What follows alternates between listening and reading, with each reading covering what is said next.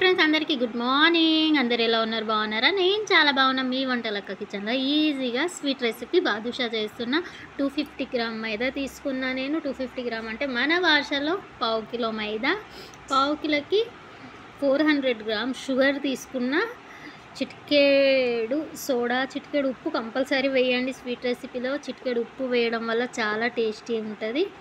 నెయ్యి వేసి కలుపుకోండి. కలిపి పక్కన పెట్టుకుని నార్మల్ మనం చపాతీ పిండి లెక్క కలిపి పక్కన పెట్టుకోండి. ఒక హాఫ్ అన్ అవర్ 1 అవర్ పక్కన పెట్టేసి మీకు బాదుషా షేప్ రుచి చేసుకొని మంచిగా నూనె వేడి చేసి వేసినాక అప్పుడు ఏం చేయండి అంటే నూనె ఆఫ్ చేసేసేయండి. గ్యాస్ ఆఫ్ చేసేసి అప్పుడు ఇది బాదుషా వేసి ఒక 2 నిమిషాల పాటు అలానే వదిలేసేయండి. పైకి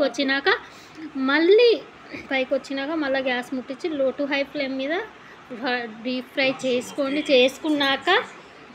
చేసుకున్నాక వేడి వేడి సిరప్లో గులాబ్ జామున్ సిరప్ ఎలా చేసుకుంటాం అలా చేసుకోండి. తీగ పాకంలాగా చేసుకున్నాక దాంట్లో యాడ్ చేసి ఒక 2 నిమిషాల నుంచి బయటికి తీసారంటే యమ్మీ బాదుషా రెడీ అయిపోతుంది. అండ్ వచ్చేసి నా వీడియో నచ్చితే కనుక లైక్ చేయండి, షేర్ చేయండి, సబ్స్క్రైబ్ చేయండి ఫ్రెండ్స్. ఫాలో చేయడం మాత్రం మర్చిపోకండి.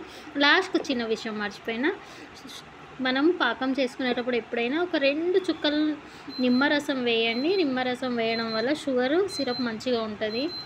ఓకేనా? Love you all, bye.